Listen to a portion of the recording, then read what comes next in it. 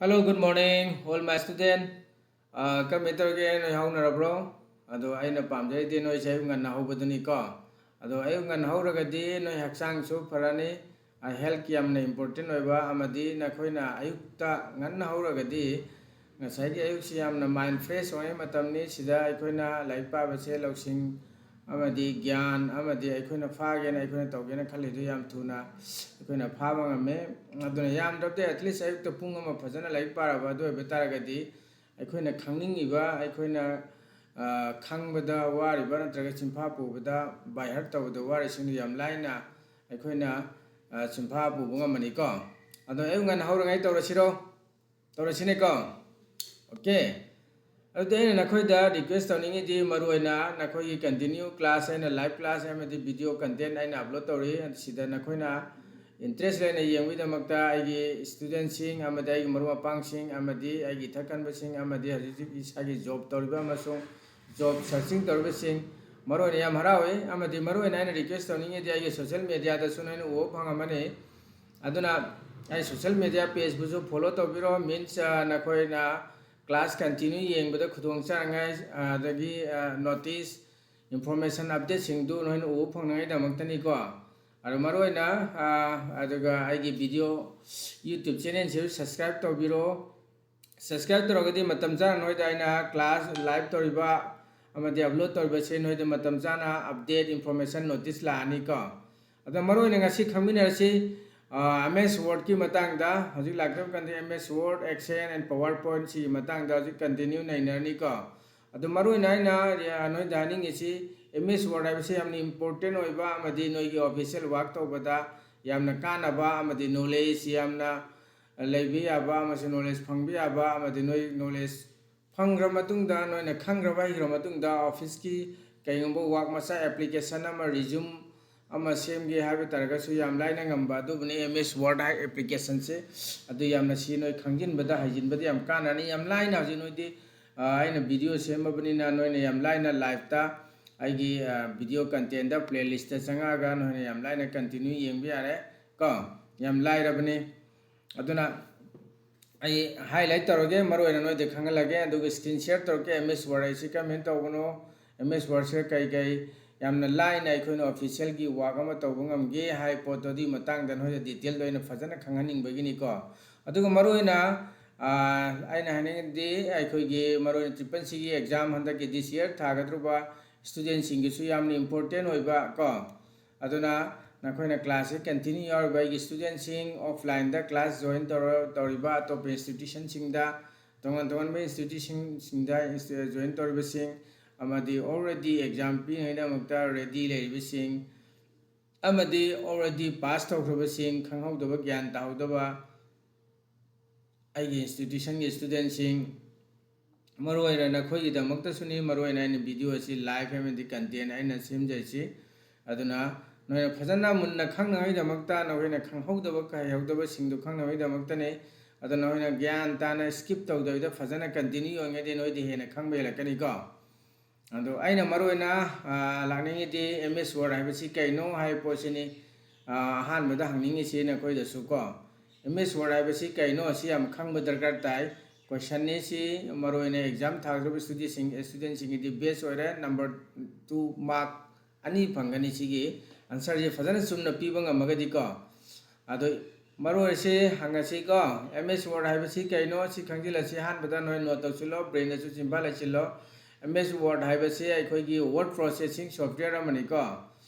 masida aikoina kaigi tawbi ai aikoina document sembi ai edit tawbi ai format sembi ai adu matungda aikoina print tawbi ai ko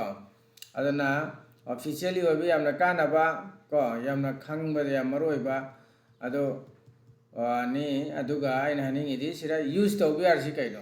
pare MS Word sira kaino use tawbi ar si chiong khamina si MS Word aikoina application letter sembi ai ko resume CMBI, CV CMBI, report ama kaimo report card ama CMBI, notes, exam gi assignment, certificate, form CMBI, tongan no mayam ai khona samning ba mayama se CMBI ke ko masi MS Word ai si ai khoi gi professional document ama CMBI da makta yamna maru ina sijina poni ko ado ai khoi si khangjin si sira ꯑꯩꯈꯣꯏꯅ ꯌꯥꯝꯅ ꯑꯣꯐꯤꯁꯤꯌꯦꯜꯒꯤ ꯑꯣꯏꯕ ꯏꯁꯥꯒꯤ ꯑꯣꯏꯕ ꯁ꯭ꯀꯨꯜꯒꯤ ꯀꯣꯂꯦꯖꯀꯤ ꯑꯣꯏꯕ ꯑꯩꯈꯣꯏ ꯇꯣꯉꯥꯟ ꯇꯣꯉꯥꯟꯕ ꯃꯌꯥꯝ ꯑꯃ ꯁꯦꯝꯕ ꯌꯥꯏ ꯑꯗꯣ ꯑꯩꯈꯣꯏꯅ ꯑꯦꯝ ꯑꯦꯁ ꯋꯥꯔꯗꯁꯤ ꯀꯔꯝꯍꯥꯏꯅ ꯑꯩꯈꯣꯏꯒꯤ ꯂꯦꯞꯇꯣꯞꯇ ꯗꯦꯛꯁꯇꯣꯞꯇ ꯀꯔꯝꯕ ꯃꯑꯣꯡꯗ ꯑꯣꯄꯟ ꯇꯧꯒꯅꯤ ꯑꯍꯥꯟꯕꯗ ꯑꯦꯝ ꯑꯦꯁ ꯋꯥꯔꯗ ꯍꯥꯏꯕꯁꯦ ꯁꯤꯁꯤꯒꯤ ꯁꯣꯐ꯭ꯇꯋꯦꯌꯔ ꯑꯃ ꯂꯥꯛꯏ ꯃꯥꯏꯀ꯭ꯔꯣꯁꯣꯐ ꯑꯣꯐꯤꯁ ꯍꯥꯏꯅ ꯍꯧꯖꯤꯛ ꯍꯧꯖꯤꯛ ꯅꯣꯏ ꯅꯁꯥ ꯅꯁꯥꯒꯤ ꯃꯥꯏꯀ꯭ꯔꯣꯁꯣꯐ 2007 8 10 ꯍꯧꯖꯤꯛ ꯑꯩ ꯏꯁꯥꯒꯤ ꯍꯥꯏꯕꯁꯤ ꯑꯩ ꯁꯤꯗ ꯍꯥꯏꯕꯁꯤ 2010ꯅꯤ ꯅꯈꯣꯏꯗ ꯑꯩꯅ ꯇꯥꯛꯄꯤꯔꯤꯁꯤꯀꯣ ꯑꯗꯨꯅ ꯅꯣꯏ ꯏꯁꯥ ꯏꯁꯥꯒꯤ ꯃꯥꯏꯀ꯭ꯔꯣꯁꯣꯐ ꯋꯥꯔꯗꯇꯣ ꯑꯍꯥꯟꯕꯗ ꯁꯣꯐ꯭ꯇꯋꯦꯌꯔꯗꯨ ꯑꯦꯄ꯭ꯂꯤꯀꯦꯁꯟꯒꯤ ꯃꯇꯥꯡꯗ ꯃꯃꯥꯡꯗ ꯇꯥꯛꯈ꯭ꯔꯦꯀꯣ ꯑꯦꯄ꯭ꯂꯤꯀꯦꯁꯟꯁꯤ ꯏꯟꯁꯇꯣꯜ ꯇꯧꯕ ꯑꯃ ꯆꯪꯉꯦ ꯏꯟꯁꯇꯣꯜ ꯇꯧꯔꯕ ꯃꯇꯨꯡꯗ ꯁꯤꯒꯤ ꯁꯣꯐ꯭ꯇꯋꯦꯌꯔꯁꯦ ꯅꯍꯥꯛꯅ ꯁ꯭ꯇꯥꯔꯠꯇ ꯆꯪꯉꯒ ꯁꯔꯆꯤꯡ ꯇꯧꯔꯒ ꯀ꯭ꯂꯤꯛ ꯇꯧꯔꯒ ꯑꯣꯄꯟ ꯇꯧꯕꯁꯨ ꯌꯥꯔꯦ ꯗꯦꯛꯁꯇꯣꯞꯇ ꯁꯣꯔꯠꯀꯠ ꯊꯝꯃꯒ ꯑꯣꯄꯟ ꯇꯧꯕꯁꯨ ꯌꯥꯔꯦ ꯀꯣ ꯑꯗꯣ open tꯧꯕꯒꯤ ꯅꯤꯌꯣꯝꯗꯨꯅꯤ ꯑꯦꯝ ꯑꯦꯁ ꯋꯥꯔꯗ open ꯇꯧꯒꯦꯗꯤ ꯁꯔꯆꯤꯡꯗ ꯆꯠꯂꯒꯅ ꯃꯈꯥꯒꯤ ꯇꯥꯛꯁ ꯕꯥꯔꯗ ꯃꯃꯥꯡꯗ ꯑꯩꯅ ꯇꯥꯛꯈꯤꯕꯗꯨ ꯀꯔꯝꯍꯥꯏꯅ ꯑꯦꯄ꯭ꯂꯤꯀꯦꯁꯟ ꯊꯤꯒꯅꯤ ꯀꯔꯝꯍꯥꯏꯅ ꯄ꯭ꯔꯣꯒ꯭ꯔꯥꯝꯁꯤꯡ ꯊꯤꯒꯅꯤ ꯀꯔꯝꯍꯥꯏꯅ open ꯇꯧꯒꯅꯤ ꯍꯥꯏꯕꯗꯣ ꯑꯗꯨ ꯁꯦꯝ ꯂꯣꯏꯅꯃꯛ ꯆꯞ ꯃꯥꯟꯅꯩꯀꯣ ꯃꯈꯥꯗ ꯑꯩꯈꯣꯏꯒꯤ ꯇꯥꯛꯁ ꯕꯥꯔꯒꯤ ꯃꯈꯥꯗ ꯆꯠꯂꯒ टाइप तौरमनी एम एस वर्ड है एम एस वर्ड है टाइप तब कान एम एस वर्ड की आइकॉन कॉर्नर थोड़ी क्लिक तौरनी सिंगल क्लिक तब कान ओपन तौरनी को ओपन तौर ब्लैंक पेज लौरनी अखोना अहानबदा को ब्लैंक पेज लौर ब्लैंक पेज की कईसिरा अखोना मथक्ता bar menu bar notepad अदगी पेज अखोना ताखिबदो मागी बार मथक्ता लेबदो को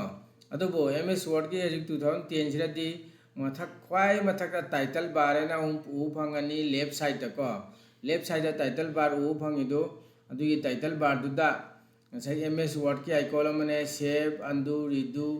ब्लैंक पेज अरे क्विक अखोगी एक्सेस टूल बार है ना मसु उ फंगनी को अदुदा यावदोसी सेव अंडू रीडू शॉर्टकट को अरे मथंग रिबन है लेरे रिबन लेरसी कई कनो Home Insert Page Layout References अरे मेलिंग रिव्यू व्यूज लेरेको अदो मैम सिंगसे सिगी मैम सिंगसे अमका पीब मैम अखोगी आइकॉन मैम यावरेको आइकॉन सिंगसे टेप तौरनी टेप तौर मतुंगदा अखोना ग्रुप सिंगद्रो उ फंगनी माई ग्रुप लेरेको ग्रुप सिंगद्रा अखोना उ फंगनी होम द क्लिक तौरेन खल्लो होम द क्लिक तब मतमदा अखोना उ फंगनी paste format painter copy paste clipboard अदगी फोन साइज सेमबगी पैराग्राफ सेमबगी अदगी स्टाइल सेमबगी एडिटिंग फॉर्मेट तौबगी अदुम मैम सिंगदु उ फंगनी इंसर्ट द चंगे इंसर्ट द चंग बकांदा अखोई cover page blank page break picture table clip art shape art chart screenshot तौबगी स्क्रीन हाबदी अखोई सी डिस्प्ले दे लेसे अखोई स्क्रीन शूट तौबगी को सुना मैम उ फंगनी अदु मैम सिंगना हजिक स्क्रीन शेयर तौरगा नखोइदा लाइन हाइदमक्ता नखोइना खंगनबिदमक्ता दु मई तागके को सिदैना नखोइदा एक्सप्लेन खर तौबनी ज्ञान तारंगाइदमक्ता अदुना नोइदा स्क्रीन शेयर तौरगा इतागे मरोइ येंगो कंटिन्यू लाओ अदुगा येंगमिनासी हजै स्क्रीन शेयर तौरगे